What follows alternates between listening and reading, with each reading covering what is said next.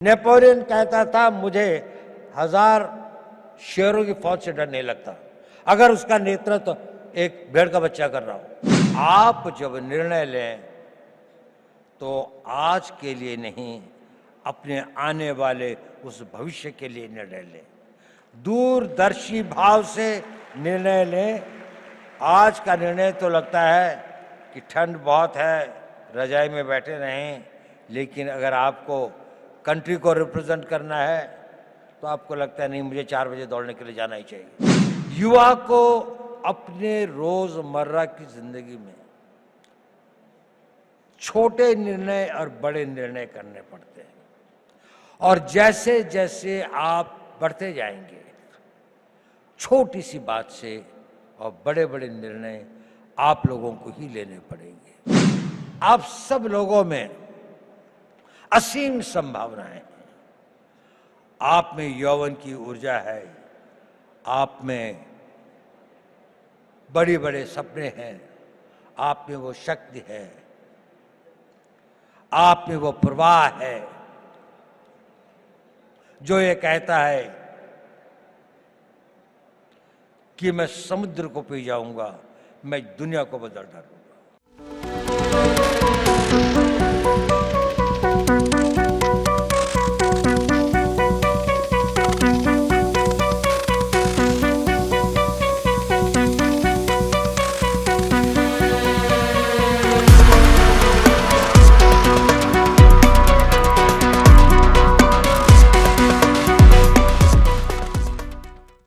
नमस्कार, first look Bihar देखना शुरू कर चुके हैं आप। मैं हूं निशा श्री और आज है 12 जनवरी और आज होता है स्वामी विवेकानंद जी का जन्मदिन।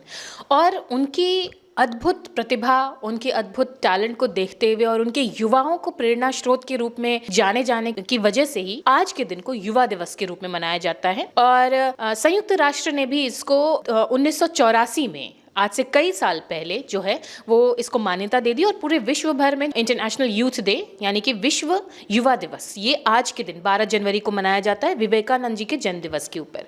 और इस उपलक्ष्य पे युवाओं को संबोधित करने के लिए, युवाओं को प्रेरित करने के लिए कई तरह के कार्यक्रम बनाए जाते हैं। ऐसे में हमने सोचा कि फर्स्ट लुक बिहार आपके लिए क्या करे, तो हमने सोचा कि अभी कुछ ही दिन पहले हमारे जो सिक्योरिटी चीफ हैं, NIA चीफ अजीत डोभाल, जिनके बारे में हर एक भारत का हर एक युवा जानता है और उनको अपना प्रेरणा स्रोत मानता है कि किस तरह से पाकिस्तान में वो लंबे समय तक रह करके और पूरे भारत की सुरक्षा व्यवस्था को उन्होंने संभाला है। अभी हाल ही में आए एक मशहूर सिनेमा में भी उनका किरदार जो है वो काफ़ी कुछ बयां करता है। अभी हाल ही में दिल्ली में एक यूथ कार्यक्रम जो है ऑर्गेनाइज किया गया और ऐसे में उनका जो एक स्पीच है जिसमें उन्होंने युवाओं को संबोधित किया, उन्होंने अपने उम्र का तकाजा देते हुए कहा कि वो आज़ादी से पहले जन्मे थे और आज़ादी से पहले जन्मे हुए एक बालक में और आज के युवाओं में काफ़ी फर्क आ गया है, लेकिन एक चीज़ कॉमन है और वो है विल पावर। और विल पावर का उदाहरण देते हुए उन्होंने किस तरह से अरुणिमा सिन्हा जो कि पहली ऐसी महिला हैं जो कि एम्प्यूटी हैं, यानी कि जिनका एक पैर नहीं है, और उन्होंने हिमालय पर्वत को फतह किया है, सबसे ऊंची चोटी को फतह किया था।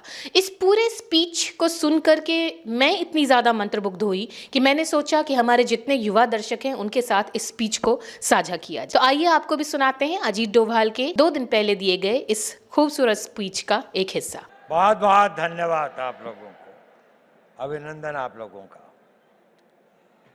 भारत के श्रम, रोजगार, युवा कार्यक्रम एवं खेल मंत्री डॉक्टर मांडविया जी, इस विभाग की सचिव श्रीमती पल्लवी गोयल, क्षमा कीजिएगा, और हमारी मिनिस्टर ऑफ स्टेट रक्षा खंडसे जी और एडिशनल सेक्रेटरी श्री मिश्रा जी, प्रतिष्ठित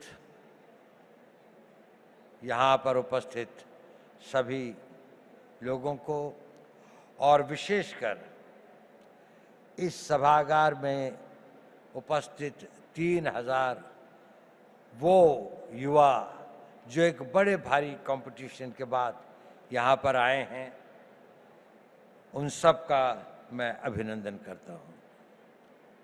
मैं आभारी हूँ माननीय मंत्री जी का, जिन्होंने मुझे यहाँ आने का ये अवसर दिया।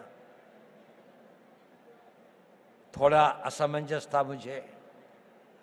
मैंने कहा भी कि मेरा क्षेत्र, मेरा अनुभव यूथ के साथ उम्र का एक बड़ा भारी गैप, आप लोगों में से अधिकतर मेरे से 60 वर्ष से अधिक छोटे हैं। मैं स्वाधीन भारत में नहीं, उस भारत में पैदा हुआ था जब भारत स्वाधीन नहीं हुआ था। तो मैं आपसे क्या बात कर सकता हूं? क्या चीज है जिस विषय पर मैं आप लोगों से बातचीत कर सकूं? जब मेरा यौवन था तो उसको मैं भूल चुका, बहुत समय हो गया। और जो आपका युवा काल है उसके अंदर इतना परिवर्तन आ चुका है कि मुझे कई चीजों का ज्ञान भी नहीं है। लेकिन एक चीज बड़ी कॉमन है, मैं जब युवा भी था और आज भी एक चीज का मैंने देखा, वो हमेशा आपके साथ चलती है। आपको पता हो या ना हो, आप कॉन्शियस हो या ना हो, चीज बहुत छोटी है लेकिन वो आपके जीवन की लोकाई को डिटरमिन करती है, उसकी गति और उसका क्या अंत में वो कहाँ पहुंचेगी इसका निर्णय करती है। वो होती है आपके निर्णय लेने की क्षमता। आप सभी निर्णय लेते हैं। युवा को अपने रोजमर्रा की जिंदगी में छोटे निर्णय और बड़े निर्णय करने पड़ते हैं, और जैसे जैसे आप बढ़ते जाएंगे छोटी सी बात से और बड़े बड़े निर्णय आप लोगों को ही लेने पड़ेंगे। भारत तो विकसित होगा ही। भारत जिस गति और जिस रफ्तार पर प्रधानमंत्री मोदी जी इसको ले आए हैं, ये एक ऑटो मोड में भी चलेगा और विकसित हो जाएगा। लेकिन प्रश्न यह है कि इस विकसित भारत का नेतृत्व कौन करेगा, वो कितने सक्षम होंगे। और नेता की सबसे बड़ी शक्ति जो होती है, सबसे बड़ा हुनर, सबसे बड़ी योग्यता वो होती है कि वो सही निर्णय लेता है, समय पर निर्णय लेता है और अपनी पूरी आस्था और उसके साथ उन निर्णयों पर कार्यान्वित करता है। तो अगर आपको भारत के विकसित भारत का नेता बनना है, किसी भी क्षेत्र में हो, साइंस में हो, टेक्नोलॉजी में हो, सिक्योरिटी के क्षेत्र में हो, आपको निर्णय लेने पड़ेंगे। और यह निर्णय लेने की क्षमता आपको अभी से विकसित करनी पड़ेगी। आप लोगों ने बहुत कुछ पढ़ा है, आप भारत के जागृत युवक हैं। निर्णय कैसे लें, बहुत सारे मोटिवेशनल स्पीकर्स बताते हैं। मैं उस बारे में ज़्यादा नहीं कहना चाहता। मैं छोटी सी बात कहना चाहता हूं, आप जब निर्णय लें तो आज के लिए नहीं, अपने आने वाले उस भविष्य के लिए निर्णय लें। दूरदर्शी भाव से निर्णय लें। आज का निर्णय तो लगता है कि ठंड बहुत है, रजाई में बैठे रहें, लेकिन अगर आपको कंट्री को रिप्रेजेंट करना है तो आपको लगता है नहीं, मुझे 4 बजे दौड़ने के लिए जाना ही चाहिए, मुझे अपनी फिजिकल फिटनेस रखनी चाहिए। अभी 1 जनवरी को कई लोगों ने बहुत सारे निर्णय लिए होंगे। कल से पक्का सोशल मीडिया नहीं देखूंगा, टाइम खराब नहीं करूंगा, जिम में रोज जाऊंगा, खूब दिल लगा के पढ़ाई करूंगा। कुछ करते हैं, कुछ नहीं करते। सही निर्णय लेना बहुत ज़रूरी है, बहुत आवश्यक है। अपने निर्णयों को दूरअंदेशी से करें। हर निर्णय को लेने के साथ ये सोचें कि इस निर्णय के बाद मेरा अगला निर्णय क्या होगा, अगला कदम क्या होगा।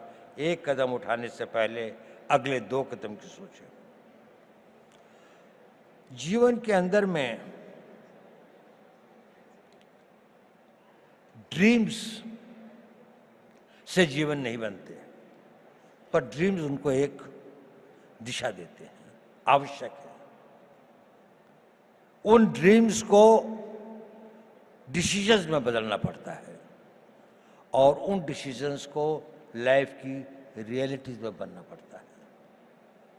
कुछ लोग जो इसे कर पाते हैं वो सक्सेसफुल हो जाते हैं, उन्हें सफलता प्राप्त होती है। बाकी लोग ड्रीम्स से और डिसीजन तक के कुछ वाक हो जाते हैं, कुछ डिसीजन से इम्प्लीमेंटेशन तक में भटक जाते हैं, तो गंतव्य तक नहीं पहुंचते। आप सब लोगों में असीम संभावनाएं हैं। आप में यौवन की ऊर्जा है, आप में बड़े बड़े सपने हैं, आप में वो शक्ति है, आप में वो प्रवाह है जो ये कहता है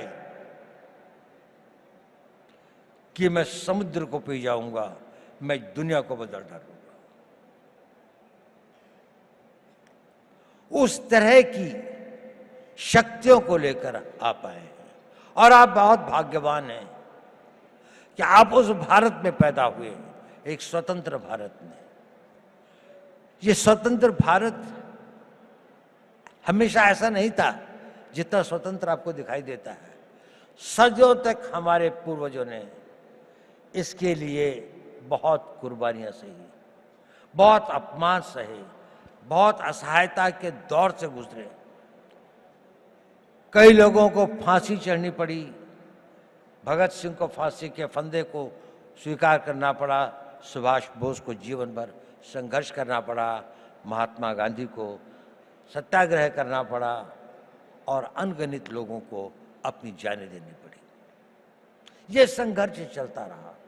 हमारे गांव जले, हमारी सिविलाइजेशन को समाप्त किया गया, हमारे मंदिरों को लूटा गया और हम एक मूक दर्शक की तरह असहाय होकर इसको देखते रहे। ये इतिहास हमें एक चुनौती देता है कि ये उस भारत का आज हर युवक के अंदर वो आग होनी चाहिए कि मैं,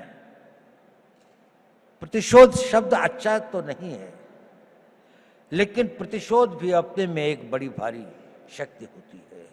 हमें अपने इतिहास का प्रतिशोध लेना है।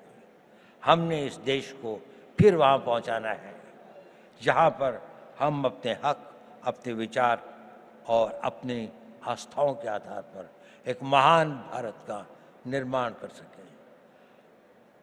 हमारी एक बड़ी विकसित सभ्यता थी।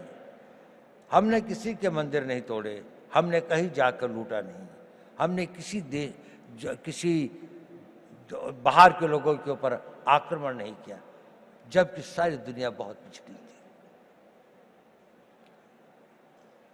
परंतु क्योंकि हम अपनी सुरक्षा और हम अपने आप को समझ नहीं पाए कि हम को क्या खतरे हैं, हम उनके प्रति उदासीन रहे, तो हमें इतिहास ने एक सबक सिखाया।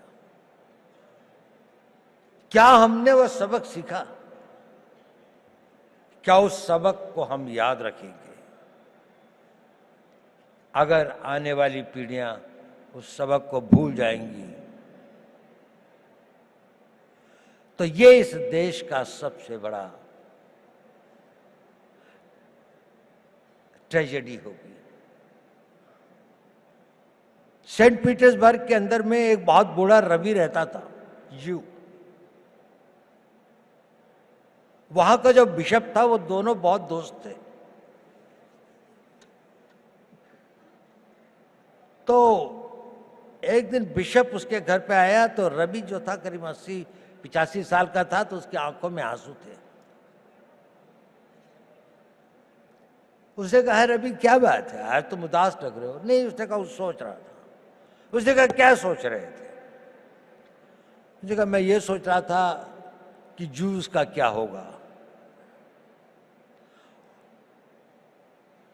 उसने कहा देखो पिछले 2000 सालों से तुम संघर्ष कर रहे हो, 2000 सालों से यात्राएं सह रहे हो, 2000 सालों से तुम्हारे ऊपर इतनी अधिक वो हुई, प्रोग्राम थे दुनिया में, क्या तुम्हें इस बात का रोना आ रहा है? उसने कहा नहीं, मुझे इस बात का रोना नहीं आ रहा। मेरे विचार में यह ख्याल आया कि इन हजारों सालों तक संघर्ष की जिस परंपरा से, जिस आग को जिंदा रखा है, कहीं आने वाली पीढ़ियां इसको भूल तो नहीं जाएंगी, और भूल तो नहीं जाएंगे कि हमें अपने आप को फिर से शक्तिशाली बनाना है, अपनी रक्षा करनी है। ये भाव था, ये बड़ा पावरफुल सेंटिमेंट है, और हमें अपने उस सेंटिमेंट से ही प्रेरित होना चाहिए। कई सारी ऐसी बातें होती हैं हमारे ऊपर, कई सारे इस तरह के आघात होते हैं जिससे हमें लगता है कि अगर हमारे साथ में अन्याय हुआ है, अगर हमारे साथ दुर्व्यवहार हुआ है, हमारे गांव जलाए गए, हमारी मातृशक्ति का अपमानित किया गया, तो इसका हम भी अपने आप को इतना मजबूत करेंगे, हर रूप से, आर्थिक रूप से, रक्षात्मक रूप से, टेक्नोलॉजी के रूप से, हर क्षेत्र में हमें आगे बढ़ना है। तो मैंने ये बताया कि आवश्यक है कि आप जीवन में सही निर्णय लें और निर्णय लेने की शक्ति बढ़ाएं। मैं उस पर ज़्यादा नहीं बोलूँगा क्योंकि आप लोग काफ़ी जागरूक हैं। मैं एक दूसरी बात पे कुछ कहना चाहता हूँ।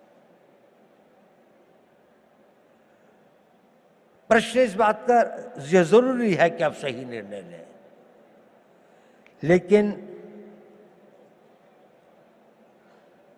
सही निर्णय लेने के बाद भी वो निर्णय पर आदमी चल नहीं पाता। It is important that you take right decisions, but it is more important that you make your decisions right. आपने अगर निर्णय लिया तो आप उसे सही बनाएंगे, और डिसीजंस राइट बनाने में ही कठिनाई होती है, वहीं पर संघर्ष करना पड़ता है। इस अपने डिसीजंस को जो आप लेते हैं उनको राइट करने के लिए आपको खटना पड़ता है, साधना करनी पड़ती है, मिटना पड़ता है, जल तिल तिल भर के जलना पड़ता है, और लंबे समय तक चलना पड़ता है। एक दिन में सपने पूरे नहीं होते, एक किसी काम को करने से मंजिल नहीं मिलती। ये छोटे छोटे कई काम होते हैं जो आपको करने हैं। देखिए, मोटिवेशन टेम्पररी होता है, जरूरी है, लेकिन मोटिवेशन कुछ क्षण, कुछ घंटे, कुछ दिन आपके साथ रहता है। आपका डिसिप्लिन इंड्योरिंग होता है, वो आपके साथ रहता है। उस मोटिवेशन को परिवर्तित करना पड़ता है, अपनी लाइफस्टाइल में परिवर्तित करके उसको डिसिप्लिन में लाने में। जब आपके जीवन का वो भाग हो जाता है तो कुछ दिनों में वो आपका आदत हो जाती है और फिर वो परमानेंट हो जाता है। आप सोचते हैं कि मुझे सवेरे 3:30 बजे या 4 बजे उठना चाहिए। पहली बार शायद आप किसी बात से मोटिवेट हुए होंगे कि किसी ने कहा होगा कि आप अगर सवेरे उठते हैं, आप अगर अपना फिजिकल फिटनेस ठीक रखते हैं, आप योगा करते हैं, समय लगता है उसके लिए। आप 9 बजे उठ के नहीं कर सकते। आप अपनी पढ़ाई कर सकते हैं, तो 3 दिन तो आपने किया, चौथे दिन आप भूल गए। लेकिन अगर आप में डिसिप्लिन आ जाता है तो फिर ये हो जाता, और अगर वो आपका नेचर बन जाता है तो फिर जीवन भर आप भी करते रहते। तो अपना मोटिवेशंस को अपने डिसिप्लिन में परिवर्तित करें, ये एक इंपॉर्टेंट टिप है। ये भी बहुत जरूरी है कि जब आप निर्णय लें तो इसमें जो काम करना होता है उसको पोस्टपोन करने की आदत मत डालें। अगर कोई काम करना है तो वो अभी करना है, आज ही करना है। मैं इसको आधे घंटे के लिए नहीं पोस्टपोन करूंगा। अगर आपने उसको पोस्टपोन किया तो ये भी हैबिट फॉर्मिंग होता है। यह आपकी आदत बन जाएगी और आप जीवन में अच्छे कामों को करने की इच्छा तो होगी, लेकिन आप उसे पोस्टपोन करते जाएंगे। पोस्टपोन मत करिए। दूसरी बात, कभी कभी किसी कारणों से व्यवधान हो भी जाए तो don't quit. Tenacity is a very important power. आपकी लगन, उस लगन के साथ में लगे रहें, क्विट मत करें, सरेंडर मत करें। कष्ट आएगा, रुकावटें आएंगी, तकलीफें आएंगी, ठहरना होगा तो ठहरेंगे, लेकिन ना अपनी मंजिल छोड़ेंगे, ना अपना रास्ता बदलेंगे। आगे बढ़ेंगे तो पूरे जोश के साथ बढ़ेंगे। और एक बहुत बड़ी बात है कि अपने ऊपर विश्वास मत छोड़ें। स्वामी विवेकानंद जी ने कहा था, पुराना धर्म कहता है नास्तिक वो है जो ईश्वर पर विश्वास नहीं करता। नया धर्म कहता है नास्तिक वो है जो स्वयं पर विश्वास नहीं करता। यदि आपको ईश्वर पर विश्वास है तो अपने पर विश्वास करना सीखिए। आप इसको कर सकते हैं। ये शक्ति आप में अपने आप आ जाएगी अगर आप अपने आप को ये करेंगे। मैं आपसे ये सब क्यों कह रहा हूं? इसलिए कि आप भविष्य के नेता हैं। अगर आप भविष्य के नेता हैं तो आपको डिसीजन लेने पड़ेंगे। अगर आपको डिसीजन लेने पड़ेंगे तो आपको उन डिसीजंस को कामयाब बनाने के लिए पूर्ण आस्था, पूरी कमिटमेंट, पूरी मेहनत, पूरी लगन के साथ समर्पित होना पड़ेगा। लेकिन इसका एक और कारण भी है जो मैं ये बात आपसे कह रहा हूं। ये बात सही है कि नहीं मैं नहीं कह सकता, लेकिन ये मेरे 81 साल के जीवन का अनुभव है। और आप लोगों को गुमराह करने से बड़ा पाप मैं कोई नहीं कर सकता। मैं आपसे एक बात कहना चाहता हूं, ये मेरे अनुभव के आधार पर भी है, और मेरा अनुभव मेरे अपने जीवन का नहीं, और हजारों लोगों के साथ जो मेरे जीवन का अनुभव रहा उस पर भी है। जब आप अपने आप को इस तरह से ढालते हैं, 5 साल का टाइम दीजिए, केवल 5 साल, कि मैं जो निर्णय करूंगा उस पर अटल रहूंगा। 5 साल अगर आपने यह काम किया, आप में एक अद्भुत एनर्जी पैदा होती है। वो होती है आपकी विल पावर। और ये सब जो मैं कह रहा था वो इसलिए कह रहा था, सही निर्णय लें, निर्णय पर अटल रहें, ताकि आप में वो विल पावर पैदा हो सके। और वो विल पावर क्या होती है, मैं आपको एक छोटी सी कहानी सुनाता हूं। 11 अप्रैल 2011 को हमारे कंट्री की एक नेशनल वॉलीबॉल प्लेयर थी। उनका नाम था अरुणिमा वर्मा। वो वॉलीबॉल के टूर्नामेंट से आई और अपनी परीक्षा देने के लिए दिल्ली से लखनऊ जा रही थी। बरेली के पास कुछ डकैतों ने उस पर हमला कर दिया और लोगों से सामान लूटने लगे। अधिकतर लोगों ने दे दिया। उसके गले में चेन थी, उन्होंने चेन खींचने की कोशिश करी, उसने रेजिस्ट किया, उसने नहीं दी चेन। उन लोगों ने उसे ट्रेन से बाहर फेंक दिया। वो बहुत बुरी तरह से लहूलुहान हो गई। दुर्भाग्य देखिए, उसी समय दूसरी ओर से एक ट्रेन आ रही थी और वो ट्रेन से उसका पांव कट के अलग हो गया। रात के 2 बजे का समय था।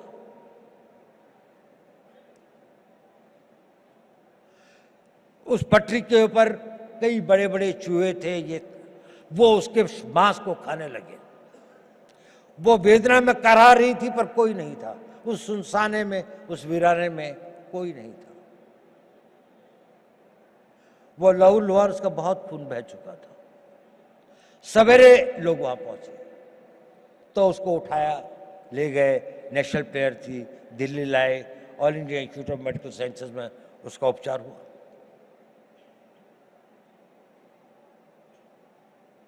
और उसकी पूरी टांग काट दी गई, एम्प्यूट करनी पड़ी।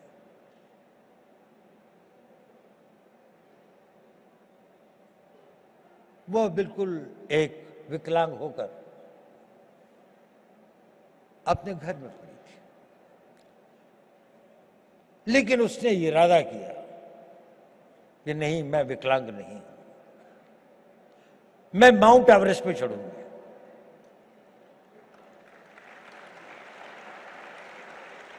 डॉक्टर्स ने कहा कि इस तरह की टांग से तो कोई चढ़ ही नहीं सकता और इसको भी स्टेबलाइज होने में तो कई साल लग जाएंगे। उसने कहा नहीं, मैं तो आज ही से प्रैक्टिस करूंगी।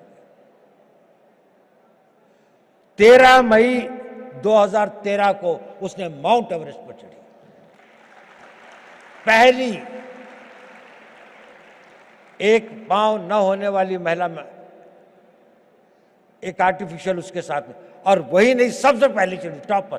जो पूरा गैंग ग्रुप था उसके अंदर में वही बेस कैंप से सबसे पहले आती थी। क्या था उसके अंदर? फिजिकल स्ट्रेंथ, अपॉर्चुनिटीज, टैलेंट, इस सबसे ज्यादा उसके अंदर वो विल पावर थी। और वो विल पावर उसके साथ में एक दिन में नहीं आई। जब उसके जीवन को लोगों ने पढ़ा, समझा, उसने बचपन से ही अपने अंदर एक ऐसी शक्ति पैदा की थी कि जो उसकी स्ट्रांग विल पावर थी। मैं चाहता हूं कि आप लोग इस 5 साल के शेड्यूल को फॉलो करें। इसके लिए नहीं कि निर्णय सही होंगे, इसके लिए नहीं कि निर्णय को आप निर्णय कर पाएंगे तो आपको सफलता मिलेगी, वो तो मिलेगी, लेकिन उस कमिटमेंट, उसके साथ में, रिगर के साथ में, उस डिसिप्लिन के साथ में अगर आप अपना जीवन जिएंगे तो आपके अंदर एक बहुत स्ट्रांग विल पावर पैदा होगा। और वो विल पावर एक इतनी बड़ी शक्ति होती है कि आप जो चाहोगे वो कर सकते हो। आप उसकी इच्छा करोगे, वो इतना बड़ा फोर्स मल्टीप्लायर होता है कि वो आपकी physical energy, mental calibre, mental talent वगैरह, एवरीथिंग एल्स, वो सब को चीरती हुई आप देखोगे कि जीवन में ये असंभव चीजें क्यों होती हैं। अब तो मेरे अंदर इतनी शक्ति रह भी नहीं गई थी, अब तो शायद मैं नहीं इसके काबिल हूं, लेकिन वही हो जाता है क्योंकि आपके अंदर वो ये डोरमेंट शक्ति ईश्वर अपने द्वारा बनाए हुए हर इंसान में देती है, लेकिन 99% की बिना जागृति खत्म हो जाती है। कुछ लोग इसे जागृत करते हैं और वो अपने डिसिप्लिन से और उसको अपना नेचर बनाकर जागृत करते हैं। आप अपनी उस इच्छा शक्ति को बढ़ा सके, वही इच्छा शक्ति एक राष्ट्रीय शक्ति बनती है। लड़ाइयां क्यों लड़ते हैं हम लोग? कोई हमसे साइकोपैथ थोड़ी हैं कि दुश्मन की लाशें हों, डेड बॉडीज पड़ी हों, कटे हुए कटे हों तो हमें कोई बहुत संतोष या बहुत सुकून मिलता है। इसके लिए नहीं रहती लड़ाई। लड़ाइयाँ लड़ी जाती हैं किसी देश के मनोबल को तोड़ने के लिए, ताकि उसका मनोबल इतना टूट जाए कि वो हमारी इच्छाओं के अनुसार संधि कर सके, हमारी बात को मान सके, जो हम चाहते हैं वो उसे प्राप्त कर सके। जब आप लोगों में इच्छा शक्ति होगी तो राष्ट्र का मनोबल बनेगा।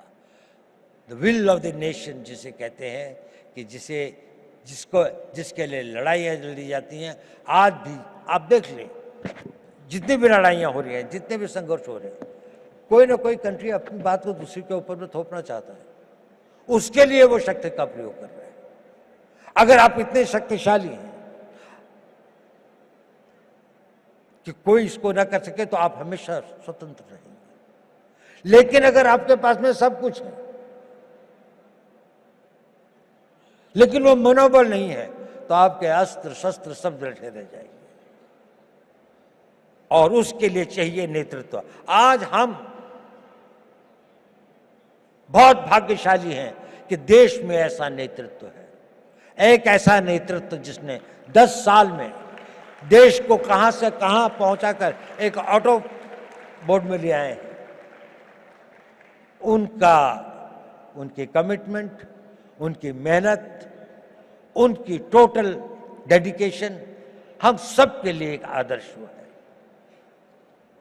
देखिए, नेपोलियन बोनापार्ट एक बड़ा भारी योद्धा था। यह आपके लिए रेलेवेंट है क्योंकि आप लोग नेता हैं कल के। आप लोगों ने नेतृत्व करना है। कोई आर्मी का जनरल बनेगा, कोई इंटेलिजेंस का चीफ बनेगा, कोई बहुत बड़ा डॉक्टर बनेगा, कोई इंजीनियर होगा, कोई बड़ा भारा एडमिनिस्ट्रेटर होगा, कोई बहुत अच्छा डिप्लोमेट होगा, कोई राजनीतिक नेता भी होंगे कुछ लोग। नेपोलियन एक बात कहता था, I am not afraid of 1000 lions led by a sheep, but I am afraid of 1000 sheep led by a lion. अगर हम 3000 लॉयन पैदा कर दें, नेपोलियन कहता था मुझे 1000 शेरों की फौज से डर नहीं लगता, अगर उसका नेतृत्व एक भेड़ का बच्चा कर रहा हो। लेकिन अगर भेड़ों की फौज होगी, पर अगर भेड़ों की फौज का भी नेतृत्व करने वाला एक शेर होगा, तो मुझे उससे बहुत डर लगता है। क्या इस भारत मंडपम में बैठे 3000 शेर पैदा कर सकते हैं? 3000 वो लोग कर सकते हैं। अगर आप नेतृत्व करेंगे तो देश पीछे चलेगा। जहां आप ले जाएंगे देश वही जाएगा। आज देश कहां जा रहा है? इसकी कल्पना, जिसने इसकी कल्पना करी, मोदी जी ने इसकी कल्पना करी। एक संघर्ष क्या, एक टीम, जो भी इतना सारा, इतनी मेहनत, इतनी लगन, इतनी कमिटमेंट, इतनी इमेजिनेशन के साथ में, इतना डिसिप्लिन है कि वो भी एक तरह से ऑटो मोड पर डिविनिटी के साथ चलते हैं। कहां से विचार आते हैं, नए नए विचार, किसी भी क्षेत्र में हो। हम लोगों का तो थोड़ा स्पेशलाइज फील्ड है, उसमें भी मैं देखता हूं हमेशा उनको कोई एक नया विचार, एक नया वो आता है उस विल पावर से, उस टोटल कमिटमेंट से, उस पूरी की पूरे समर्पण से। आप बहुत भाग्यवान हैं। आप एक उस भारत के तो देखेंगे जिसकी हम कल्पना कर सकते हैं। जब आप अपने यौवन में, जब आप अपने उसके आगे अपनी मेहनत और लगन से आगे पहुंचेंगे, तो उसके बाद आप देखेंगे एक बहुत बड़े भारत की आप होंगे। लेकिन ये पहली बार नहीं होगा कि भारत के इतिहास में ऐसा हुआ। जब जापान का उदय हुआ तो वेस्ट के अंदर भी एक बड़ी बहस चली कि क्या एशियन कंट्री कोई जो है वो वेस्टर्न कंट्री से आगे निकल सकता है। तो मैलिस एंडरसन करके एक हिस्ट्री के कैम्ब्रिज यूनिवर्सिटी के अंदर में एक हेड ऑफ द डिपार्टमेंट थे, उनसे कहा गया कि एक स्टडी की जाए कि ये इकोनॉमी जो है इसका क्या इतिहास रहा है। तो मैलिस ने किताब लिखी जिसका नाम है वर्ल्ड हिस्ट्री ऑफ इकोनॉमी, और उसने वो फर्स्ट सेंचुरी से लेके 19th सेंचुरी तक लिखी। और उसमें उसने कहा कि इसमें से 1700 साल तक अधिकतर इंडिया की, नहीं तो कभी कभी चाइना की इकोनॉमी ही वर्ल्ड की सबसे बड़ी इकोनॉमीज थी। और बड़ी नहीं थी कि टुगेदर इन दोनों के बीच में लगभग 55 to 60% इकोनॉमिक पावर थी, बाकी सारी दुनिया में 40%। भारत ने बहुत बड़ी बड़ी सक्सेसेस देखी हैं। हमें 150-200 साल लगते हैं। ऐसे कई बड़े कालखंड आए हैं जिसमें वो अपनी पराकाष्ठा पर था, साइंस की, टेक्नोलॉजी की, आर्थिक विकास की।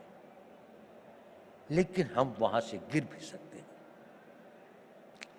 There is nothing permanent in life. आपको अपने हर दिन की उसकी रक्षा प्रतिदिन करनी पड़ती है। ये एक परपिचुअल स्ट्रगल होता है।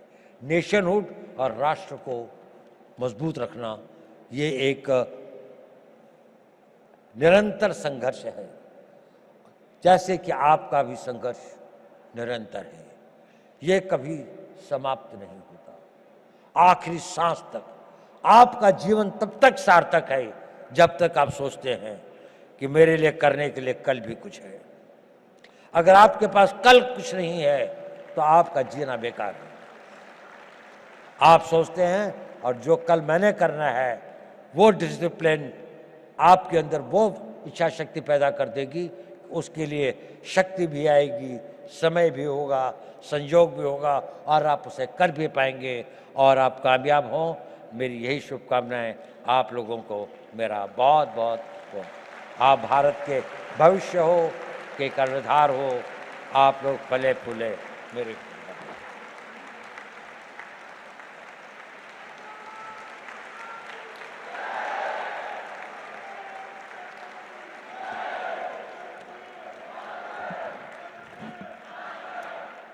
धन्यवाद sir.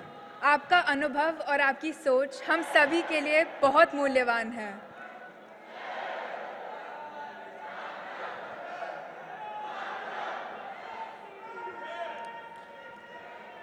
Sir, today has truly been a privilege to learn from someone like you.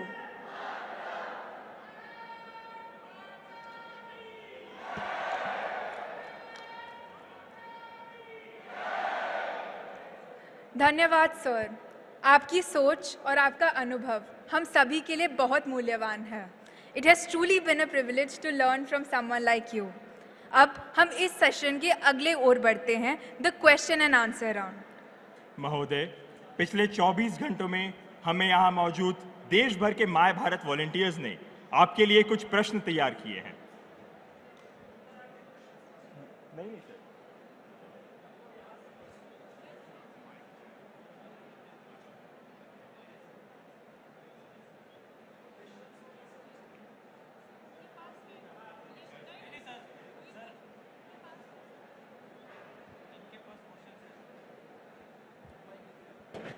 दोस्तों, अभी आपकी बारी है। सब लोगों को शांति से सुनना है। कई हमारे वॉलंटियर ने डोभाल साहब को क्वेश्चंस पूछा है। संख्या इतनी बड़ी है, सभी को खड़ा हाथ करके बोलने देना थोड़ा मुश्किल होगा। इसलिए यहाँ हमारे अनाउंसर संचालक है, उसको कई क्वेश्चंस हमारे ही वॉलंटियर ने दिया हुआ है। वो यहाँ से हमारे वॉलंटियर के बिहाफ हमारे संचालक क्वेश्चंस डोभाल साहब को पूछेंगे। डोभाल साहब उसका रिप्लाई करेंगे। एकदम शांति से सुनना है ताकि हमारे युवाओं के मन में क्या विचार है, क्या हमारा क्वेश्चंस है। डोभाल साहब हमारे देश के सिक्योरिटी एडवाइजर के रूप में उसको कैसे एड्रेस करते हैं, ये सुनने का अवसर है। सब डिसिप्लिन से सुनिए।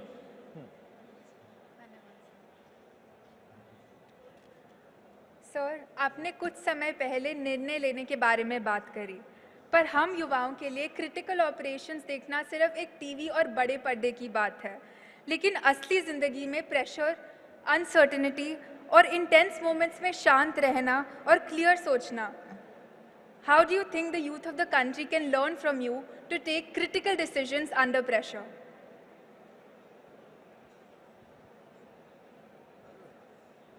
आप लोगों को मेरी आवाज सुनाई दे रही है? Am I clear on this? नहीं तो आवाज आ रही है आप लोगों को? देखिए, सवाल जितना मैं समझा हूं कि आपको क्रिटिकल डिसीजंस जब आप लें तो आपको क्या करना चाहिए, कैसे आप क्रिटिकल डिसीजंस को सही ले सकते हैं। अगर आप कभी ये कल्पना करें कि मैंने शरीर छोड़ दिया है और अब मैं ऊपर से देख रहा हूं अपने आप को, और किसी ने ये डिसीजन लिया है, तो ये मेरे देश के लिए, मेरे समाज के लिए, आने वाले भविष्य के लिए इसका वो क्या होगा। इसका मतलब आप एक ऑब्जेक्टिविटी के साथ जब आप डिसीजन लें तो सेल्फ को उसे हटा दें। सेल्फ भी इंपॉर्टेंट है, बाद में लाएं। पहले किसी भी डिसीजन को लेने से पहले ये प्रश्न पूछें, इसमें मेरा कोई सेल्फ इंटरेस्ट तो नहीं है। चेकलिस्ट है ये। दूसरी बात, मुझे डर तो नहीं लग रहा है।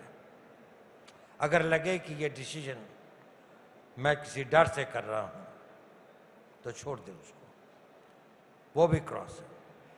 लालच, मुझे कोई लालच तो नहीं है। जब आप अपने आप को एक ऑब्जेक्टिव तरीके से, अपने बिल्कुल डर, इसे कहते हैं साक्षी भाव, साक्षी भाव से आप उसको देखते हैं, तो आपकी डिसीजन मेकिंग क्षमता में एक चीज आती है, क्लैरिटी। फिर आप क्लैरिटी देखते हैं, फिर नेक्स्ट सवाल आता है, व्हाट इज दिस कॉस्ट। अगर मैं निर्णय लेता हूं तो क्या मेरे 1000 आदमी मारे जाएंगे, या इस ब्लास्ट के अंदर में मेरे 5 आदमियों को नुकसान होगा, या मेरे देश की 50 किलोमीटर धरती जा सकती है। फिर आप सोचते हैं क्या मैं इस कॉस्ट को अफोर्ड कर सकता हूं, क्योंकि मैं रिस्क तो ले रहा हूं कि अगर जीत गया तो मैं इससे ज्यादा वो प्राप्त कर सकता हूं। तो आपको कॉस्ट तो पे करनी ही पड़ेगी। ऐसा कोई क्रिटिकल डिसीजन नहीं होता जिसके अंदर कॉस्ट ना हो। फ्री में कोई डिसीजन नहीं होता, वो मेहनत के रूप में हो, इन्वेस्टमेंट के रूप में हो, आपकी जान के रूप में हो, दाव तो लगाना ही पड़ता है। लेकिन आप दाव ये नहीं लगाते कि आप 5 रुपए के लिए अपनी जान का दाव लगाते हैं।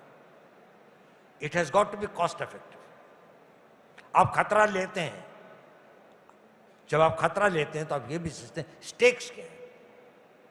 अगर मेरा कोई पर्सनल स्टेक नहीं है लेकिन नेशन का स्टेक है, तो बड़े से बड़ा डिसीजन भी लेंगे, बड़े से बड़ा खतरा होगा तो वो भी लेंगे। तो आपके अंदर में ये है, make a very rational and a logical cost estimate of the decision that you are taking. उस कॉस्ट एस्टिमेट में कॉन्सिक्वेंसेस आते हैं कि इसके परिणाम क्या हो सकते हैं। अगर उसके परिणाम आप अफोर्ड कर सकते हैं या देश अफोर्ड कर सकता है तो बहुत अच्छी बात है। नहीं कर सकता है तो फिर फॉल बैक पोजीशन क्या है। तो फिर अगर ये नुकसान हो गया, उसके बाद में इसको कंपेंसेट करने के लिए मैं अगला कदम क्या लूं। तो हर क्रिटिकल डिसीजन के पीछे आपके पास में 2 डिसीजन तैयार होने चाहिए कि अगर ऐसा हुआ जैसा मैं चाहता हूं तो ठीक, नहीं हुआ, इसका उल्टा हुआ, तो ये अगला डिसीजन। अगर आपको आगे के 2 डिसीजन की क्लैरिटी नहीं है तो पहला डिसीजन लेने में 1 दिन रुक जाइए। पहले मुझे तैयारी करने दीजिए, मैं इसकी तो तैयारी कर ही रहा हूं कि मुझे इसमें कामयाब होना है। अगर 50% 40% सेटबैक हुआ तो अगला कदम ये है। आपके डिसीजंस कभी गलत नहीं होंगे, सोच समझ के, रैशनल, लॉजिकल। और एक चीज जो बहुत जरूरी है, आपको बताने की जरूरत नहीं है, अपने डाटा को हमेशा वैलिडेट करें। कभी आप गलत डाटा के ऊपर में डिसीजन मत लें, चाहे कोई भी डिसीजन। आप जीवन में कई बारी गलतियां करते हैं कि शायद ये सही डिसीजन है, मेरा पीयर ग्रुप कहता है, मेरा पीयर ग्रुप मुझे इन्फ्लुएंस करे तो इसका मतलब मेरे में कोई सोचने की शक्ति नहीं है। हाँ, मेरे पीयर ग्रुप का सजेशन मैं ले सकता हूं, लेकिन डिसीजन तो मैं ही लूंगा, फैसला तो मैं ही करूंगा। मैं नेतृत्व तो जो करता हूं, जिम्मेदारी मैं लेता हूं। जब जब जिम्मेदारी मेरी है तो फैसला भी मेरा होगा। इसलिए outside influence, family pressure, small temptations, pair group, दोस्त ने कहा यार पिक्चर चल तो मैंने भी निर्णय ले लिया चलते हैं, ऐसा नहीं होता। मैं जाना चाहता हूं तो जाऊंगा, होगा जाओ, नहीं होगा तो अकेले जाऊंगा, और अगर नहीं जाना है तो किसी के 1000 लोग भी कहेंगे तो नहीं करूँगा। इसलिए अपने डिसीजंस और अपने डाटास को कॉन्टेमिनेट मत होने दें। So work on the right facts, right data, work, think very objectively, have a cost-effective these things, be prepared for the consequences, prepare for the fallback action, and your decisions will be right.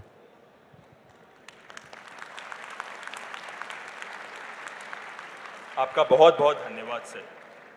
दूसरे प्रश्न की ओर बढ़ते हुए, महोदय, हम सभी ने सुना है कि आप फोन्स यूज नहीं करते। ऐसे समय पर जब युवा पीढ़ी अपना सारा कोऑर्डिनेशन फोन से ही करती है, तो आप अपनी दिनचर्या बिना फोन्स के कैसे संभालते हैं? आप फोन का यूज नहीं करते हैं? हाँ, ये पता नहीं आपको ये कहाँ से सूचनाएं मिली हैं, लेकिन ये बात सही है कि मैं इंटरनेट का प्रयोग नहीं करता, फ़ोन का भी प्रयोग नहीं करता, सिवाय कोई पारिवारिक बातें हों या कोई बहुत पर्सनल बातें हों। लेकिन थोड़ा बहुत तो करना पड़ता ही है। मुझे बहुत बाहर के देशों से इससे बात करनी पड़ती है, तो वो तो होता ही है। काम चल जाता है। और भी कई साधन होते हैं कम्युनिकेशन के, वही साधन नहीं है जो लोगों को पता है। कई ऐसे साधन भी जुटाने पड़ते हैं जो लोगों को न मालूम हो।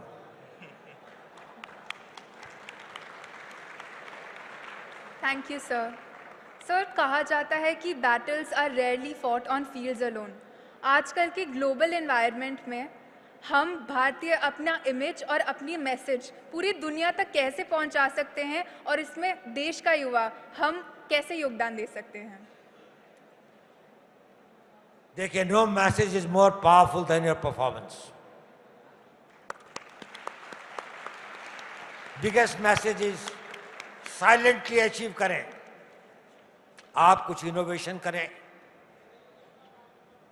आप कोई नया सैटेलाइट बनाएं।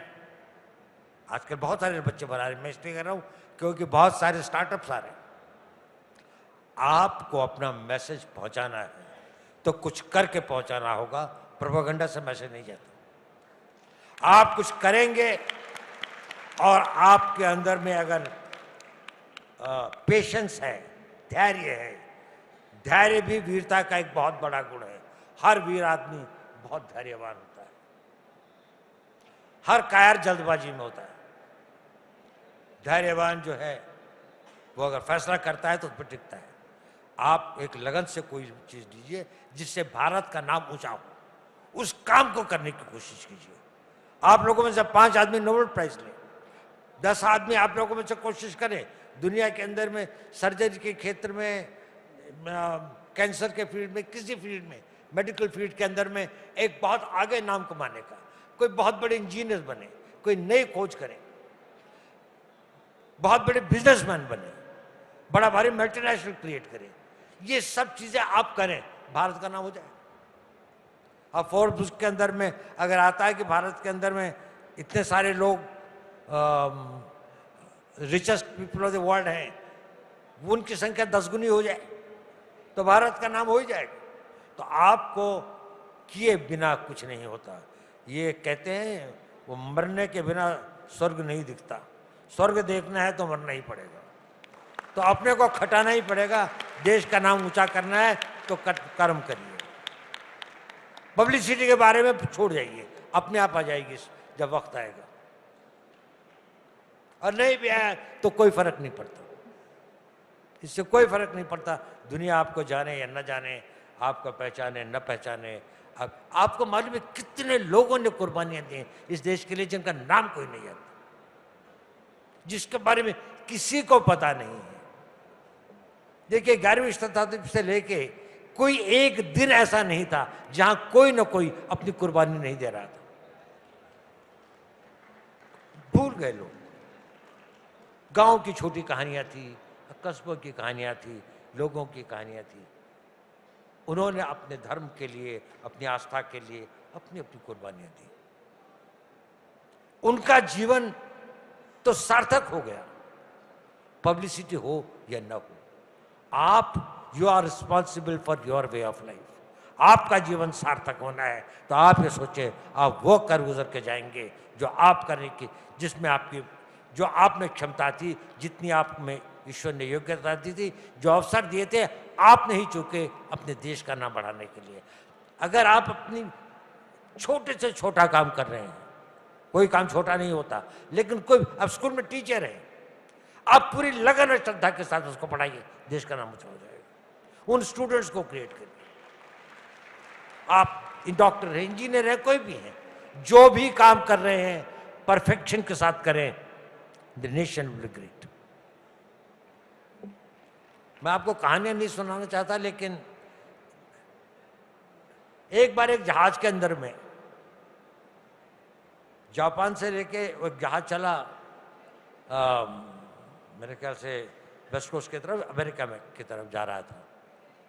तो एक कोई था जिससे खाना खा रहे थे, तो गालियां दे कि उसको खाना नहीं दिया था। तो उन्होंने कहा कि मुझको खाना क्यों नहीं दिया? उसने कहा आपका जो टिकट था उसमें खाना नहीं था। तो वो गाली देने लगा कि जापान ऐसा है, जापान के देश ऐसा है। तो उसके पीछे एक जापानी बैठा हुआ था, उसने कुछ नहीं कहा, उसने लाकर अपनी थाली उसके सामने रख दी और उसने खाना खा लिया। वो बैठा रहा। तो एक ब्रिटिश था, उसने उससे फिर पूछा, उसने कहा शायद इस आदमी को पता नहीं था कि इसका टिकट या इसका पैसा जो था, जिसमें भोजन भी शामिल था, वो कुछ अधिक था। लेकिन मैं इस खाने को नहीं खा सका क्योंकि वो मेरे देश के लिए ऐसा कह रहा था। मेरे गले से वो नहीं निकला क्योंकि मैं इसको सुन नहीं सकता था। वो आपके दिलों में होता है। आपको सिर्फ थाली उठा के दूसरे को देनी पड़ती है, अपना हाथ मार के दूसरे को देना पड़ता है देश के लिए। आपके अंदर वो भावना होनी चाहिए। हर एक आदमी ये कहे कि मैं माउंट एवरेस्ट पे तिरंगा लगा के आऊंगा, ऐसा आवश्यक नहीं है। हर काम जहां भी हो, आप स्टूडेंट हैं तो लगन से पढ़िए। 4 घंटे आप अपने लिए पढ़ते हैं तो 1 घंटा इस लगन से भी पढ़िए, मुझे देश के लिए करना है, मुझे कल कुछ बनना, मुझे अपने आप को बनाना है, देश को आगे बढ़ाना है। इसके लिए मैं अपने समर्पित होकर पढ़ूँ।